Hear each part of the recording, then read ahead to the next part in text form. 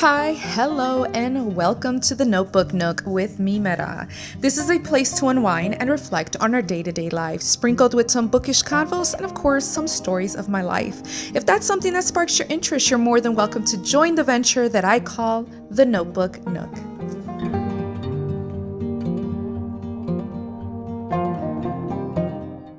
Hi, hello, this is Esmeralda, me, Mera, and welcome here to my podcast today. Ooh, you guys, I am going to be doing some spine tingly story time right now. And the thing is, these are my personal stories. These are things and events and situations that actually has happened in my life and I've experienced. And I know what many people might say is they don't believe in the paranormal or they don't believe in ghosties or anything like that. I completely respect that. I am not here to convince you otherwise. I'm just kind of giving you guys my little stories and experiences that I've actually had dealt with and experienced. And I did promise that throughout my podcast episodes that I will be adding a little bit of paranormal and things like that, kind of unexplainable events. And I wanted to already start bringing that in. Now, I know I could have waited to probably October, but what I am hoping that in this episode that you do kind of become a little bit open-minded, or at least try to be a little open-minded. I understand, like I said, there is so many people that unable to believe certain situations. You have to experience them firsthand.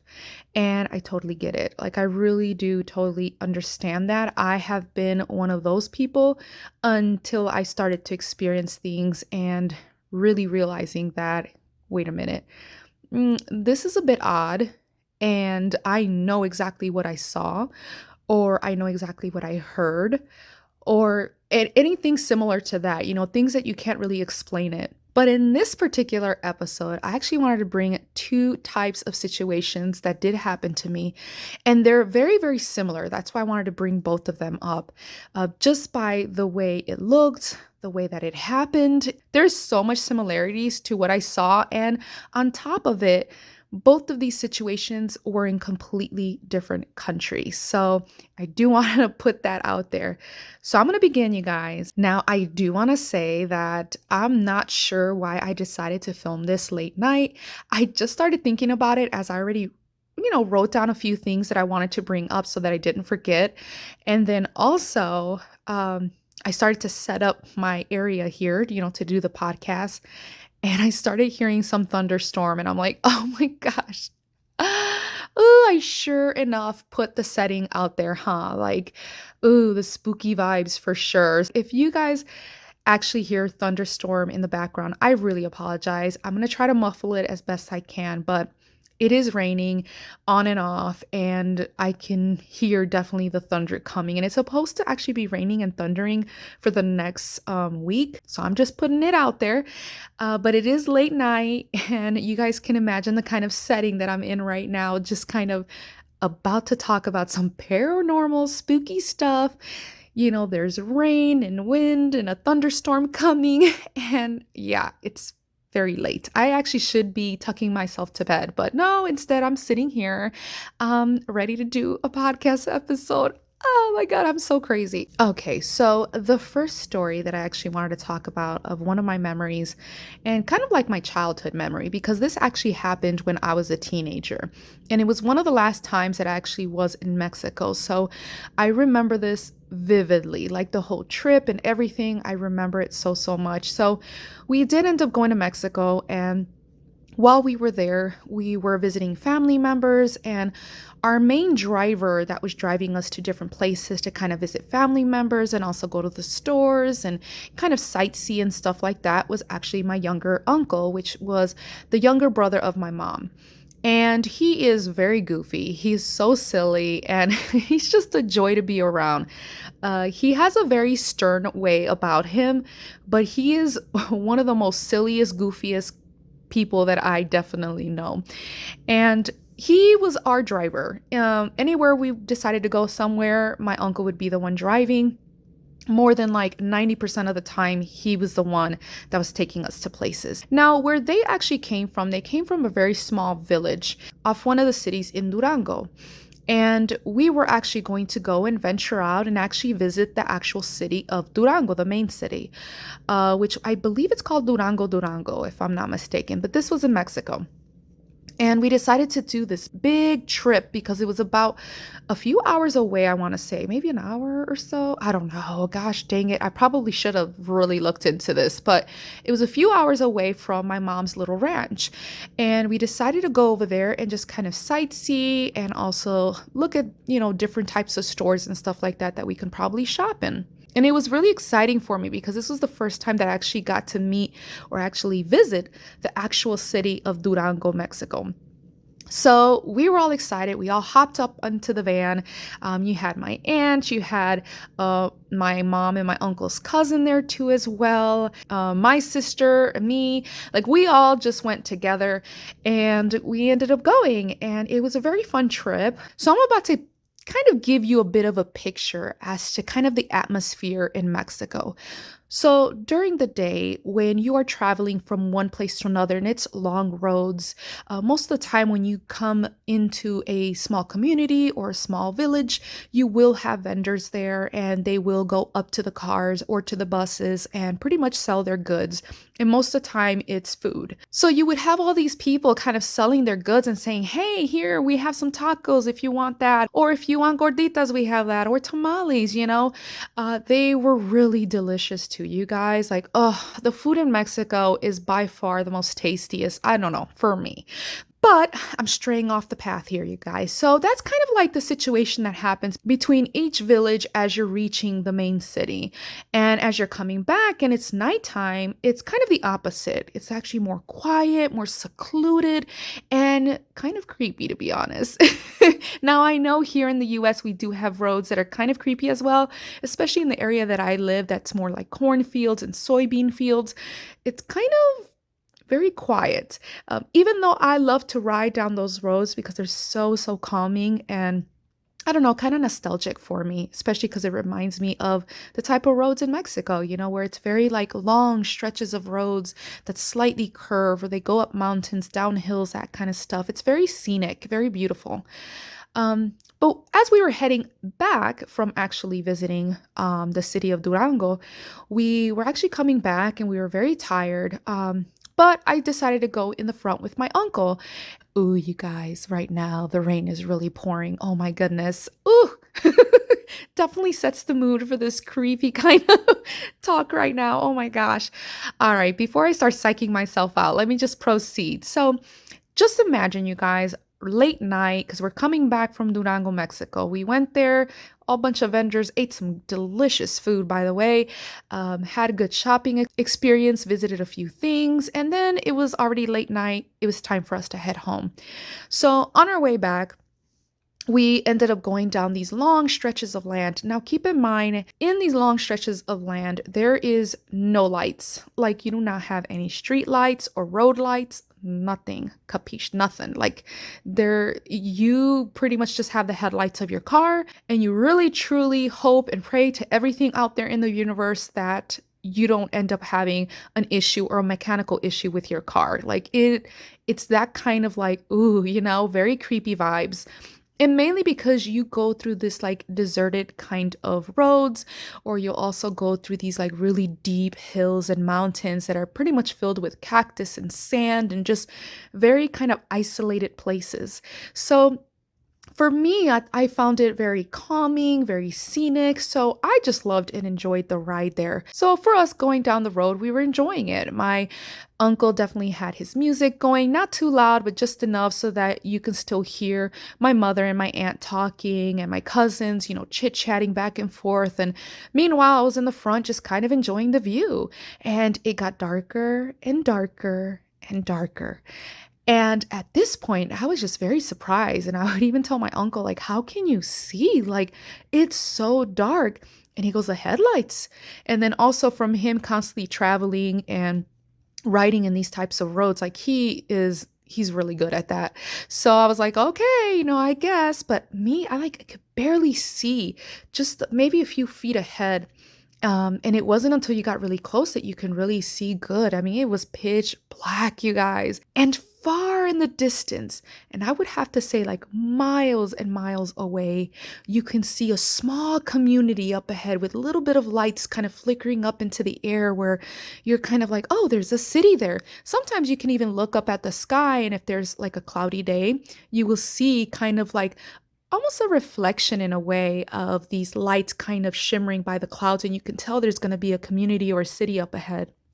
But over here on the road that we were at, it was pretty much almost pitch black. And so this is the part that gets very interesting. So here we are on the road. I'm looking straight ahead, playing the music. So just imagine all that chit chatter going on in the back of the van. And yeah, my uncle and I were just sitting there in the front, and we were just kind of, just relaxing kind of thing. Until that is, I saw something up ahead, which is very, very weird because, first of all, we could barely see ahead of ourselves.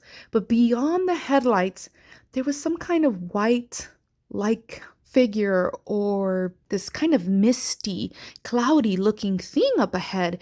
And I was starting to squint because I was like, what is that? And as I'm squinting, I'm telling my uncle, what is that? And he is quiet. Doesn't say a word, doesn't entertain anything. He just stays quiet and continues driving. And as we're getting closer and closer and closer, I see that this thing is walking towards the road that we're about to pass. So the first thing I'm thinking is, oh my gosh, it might be, some type of person, a traveler maybe in some white cloak or something. And they're probably crossing the street, right? And we're about to hit it. And I'm like, Uncle. And as I'm saying this, I'm like kind of moving my arm a little bit towards him, like, kind of like, are you going to slow down the van? What's going on? We're about to hit this thing. And as we got closer and closer, you start to see this image a little bit better. And you guys, I kid you not, as we got even closer, I was just like with my big old eyes, I knew what I saw, and it was so clear. And it was actually what looked to be a ghost, an actual ghost. It was see-through. It was kind of like this whitish, milkish kind of color. Very kind of, I don't know, like cloudy or misty. I cannot explain it, but it just kind of moved in a very odd way. And the thing is that this figure or being or whatever it was actually came from the right side of the road, and it was crossing to go to the left side of the road. And as I'm seeing it pass us, like I for a moment I thought we were going to hit it, but when I realized it wasn't an actual physical thing, I just stood dumbfounded. Like I was just kind of like, what in the world is this? And as I'm seeing it pass by, I realized it had no feet, which is something that I was like, wait, where's the feet? And it was kind of floating about maybe a foot off the ground and just moving. And as it was moving across the road, it turned to see my uncle and you guys, I almost lost it, you guys. Like I seriously was just like, the shivers, the amount, the intense, I don't know, gosh, if I can just explain how I was feeling, it was these not so good vibrations that was going through my body. The amount of tingling, I think it's even worse than the shivers down your spine. It was something so deep into my body that I was just like, what in the world? And right as it was looking at us and it finally made it to the left side of the road, it turned back in the direction that it was walking and continued to walk. And my uncle kept on driving. He didn't slow down. He didn't stop. He was just going. And actually he kind of picked up a little bit of speed to kind of keep going. And I looked at him and I'm like, you saw that. You saw that. I know you saw it too. Like, I know you saw that too. And my uncle's like, nope, I didn't see nothing. Nope, I didn't see nothing. That's all he was saying. And that's like what led me to believe, oh no, he saw something. Because if not, he would have been like, whoa, what are you talking about? But because he told me, nope, I didn't see nothing. Nope, I didn't see that. It was like, you did see something. Oh my gosh. And he goes, let's not talk about it. Just don't talk about it. I didn't see nothing. I didn't see nothing. And I am just like, I want to talk about this. Like, I want to know what the heck just happened. And at this point, I realized we still have a long way to go to get to the nearest city up ahead that I see far, far away. And I'm thinking, oh, no, no, no, no, no. No, no, no, no. There's gonna be more ghosties coming on the side of this like van. Like, we are like sitting ducks right now. Like, we have these headlights. It's probably attracting these things. What's happening? Now, keep in mind, during this time, I didn't have a lot of knowledge about ghosts, paranormal stuff. Like, I've experienced things, but to this extent it was a little bit different. It was a whole other level of just how this figure looked. I mean, I can see the arms, you guys, except it was see-through. The face, like the features, the kind of gownish it was kind of wearing, it was the flow of it, everything just was so realistic, and I could not believe what I saw. And as we continued down the road, all I knew is that I didn't want to look out the windows. I, at that point, told my uncle, I'm turning my head away. I don't want to see anymore. Oh my gosh. And I remember closing my eyes and just turning my head to the left, like towards him, because I didn't want to look outside of like any of the mirrors. I didn't want to look out any of the windows. Like, I was just hoping that we got home very, very soon. And I knew we were only halfway to my mother's village. And I was just like, gosh dang it, this is going to be terrifying, just terrifying. By the time we ended up getting to the village, I was a little bit more calmer. I knew my area. I knew my, like, it's kind of, when you enter your own turf and you realize, like, oh, okay, I'm now at home. I'm in my community. That's how I felt. I immediately jumped out the van and we were getting all the stuff because we had to haul all the things that we had bought that we got from the city. And as we're walking inside, everyone's like, what's going on? I'm like, no, nothing. And I finally looked at my uncle and I said, why did you deny what you saw? Like, I know you saw this, uncle. Like, how could you deny it? He goes, I didn't want to scare anybody. And at the end of the day, the more you pay attention to stuff like that, the more situations like that can happen. At least that's what I've learned.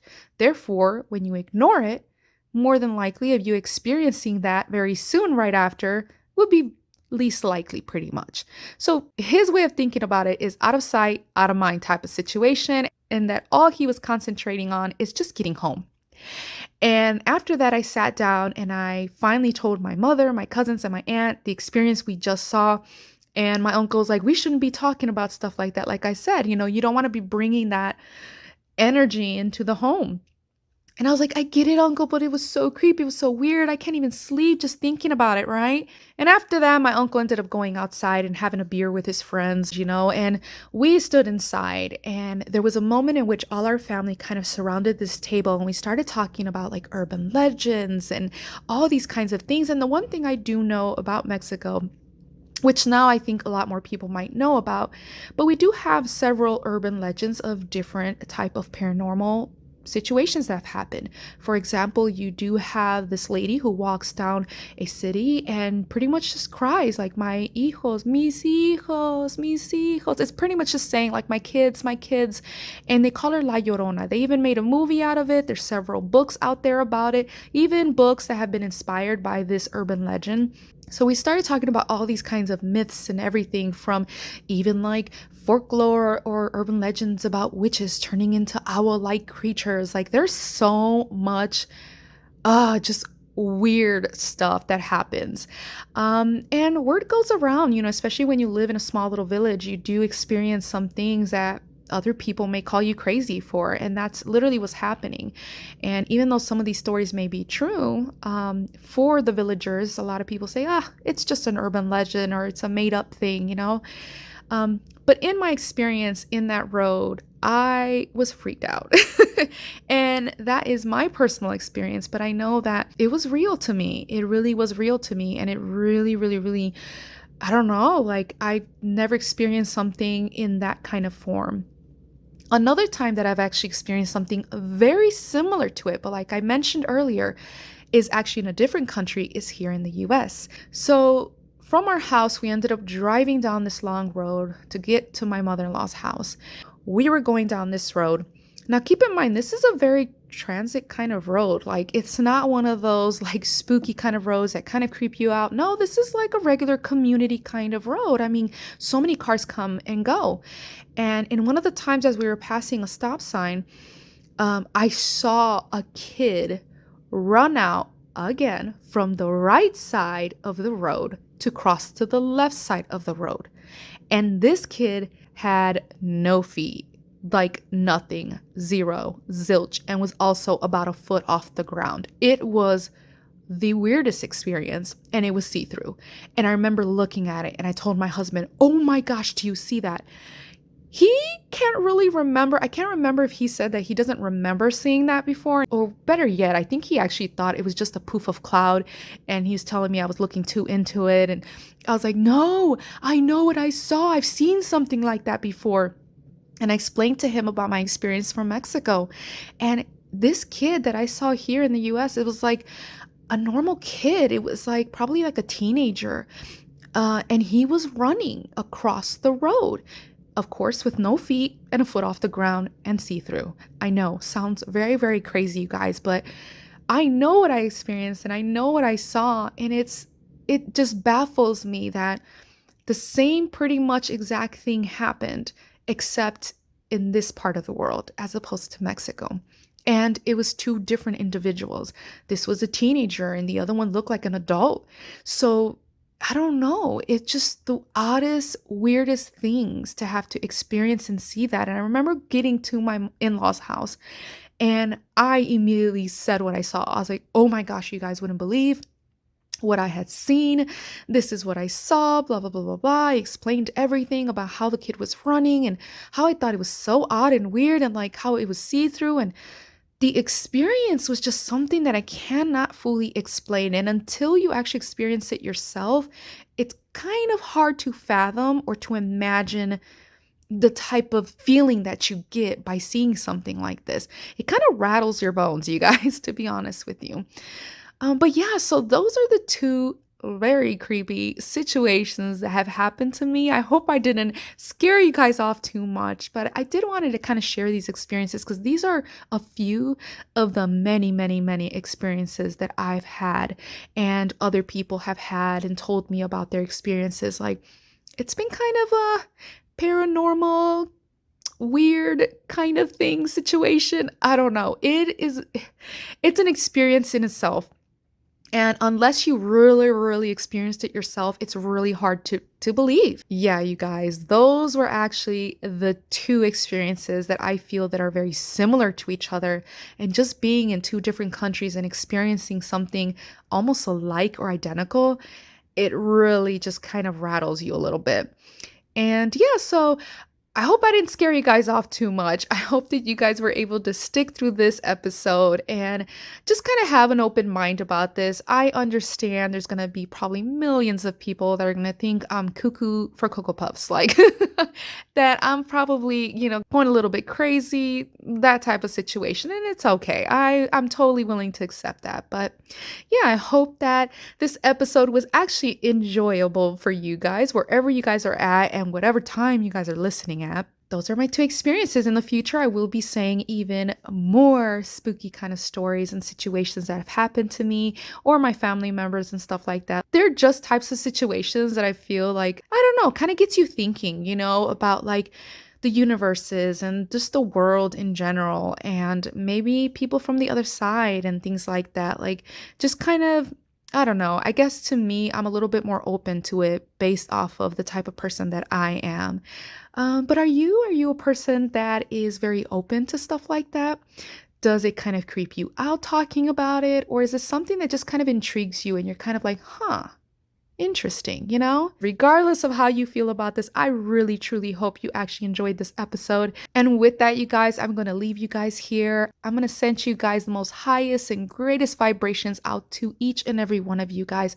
And I hope that wherever you guys are staying safe. And I love each and every one of you guys. So thank you so much for listening. And until next time, you guys, bye.